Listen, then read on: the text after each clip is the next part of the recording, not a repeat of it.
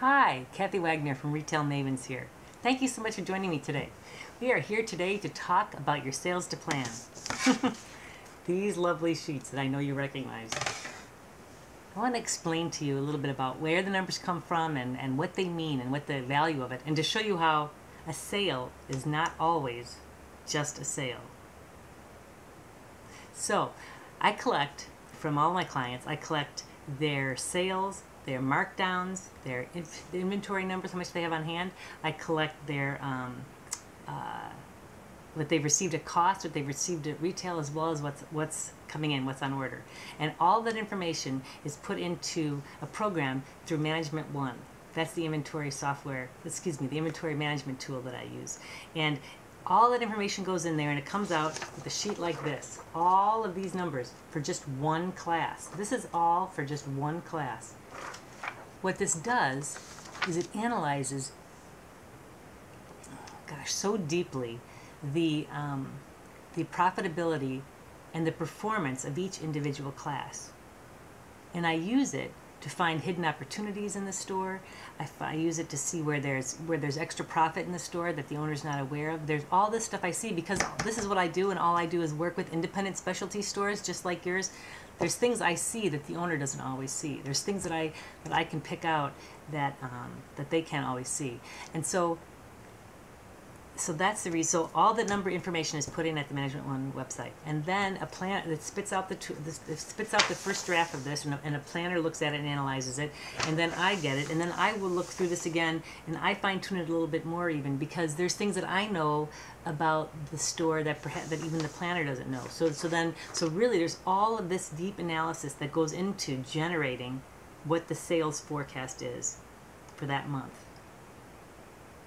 An important thing for you to know about it is that these plans, I've worked with these plans for over 20 years. As a client, I had 3 stores in the western suburbs of Chicago, and now as a consultant for for 13 years. And the thing I can tell you is that these sales to sales plan numbers, the planned sales, are 93% accurate.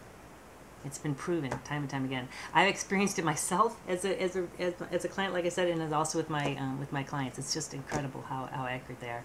So I tell you all that to say that those numbers are based on so many factors, and one of which is the amount of inventory that the store has on hand. And so that's where the sales goals come up with. And then we use this form that I know you're familiar with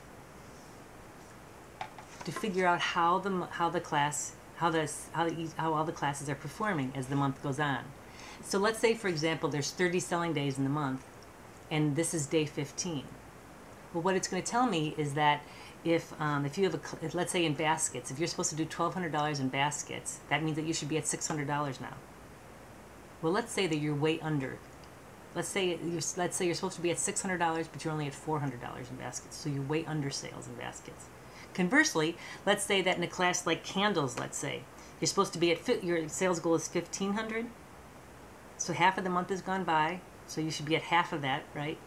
So you should be at $750. Let's say you're actually at $1,200, $1,202. Let's say you're at $1,202 already. So you're way over goal for that category. The thing is that what your job as a salesperson is to help guide each customer to make as profitable of a buy as we can. So what that means is if someone comes in the store and if they're looking for something, and if they don't have anything specific in mind, if they're saying, oh, I don't know, I'm just looking for a gift. Well, let's just look at those 2 classes. So you have baskets where you're under, say, where you're way below plan, and then you have candles where you're way over plan. So a choice between the 2, I want you to sell them the baskets. I want you to show them baskets. I want you to show them what's available. And this is why. Because come the end of the month, if we're still undersold in baskets, it means that we'll be over inventory. Because that sales goal was based on the amount of inventory that we had. Conversely, with candles, where we were ahead of sales, that means that we'll end up under inventoried in that class. So you see, at the end of the month, there'll be cash sitting on the floor in baskets that we should have in the bank.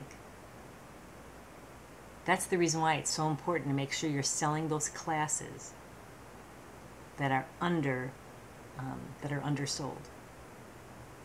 where you haven't made sales plan on. It's really critical. The other thing that's amazing is you can't believe how effective it is to really concentrate on these and to make sure that you're making the sales goals. Because what I find often happens is that people will just find something that they really like a lot, and then that's the reason why they keep selling it. But you sometimes forget about all the other inventory you have. And so this is the reason why one sale is not just any sale. You have to make sure you're selling the things that are under plan. If you have any questions about this, don't hesitate to ask me. You can contact me at Kathy, that's with a C, at retailmavens.com, and I'd be happy to help you. All right, thanks very much. Talk to you soon. Bye.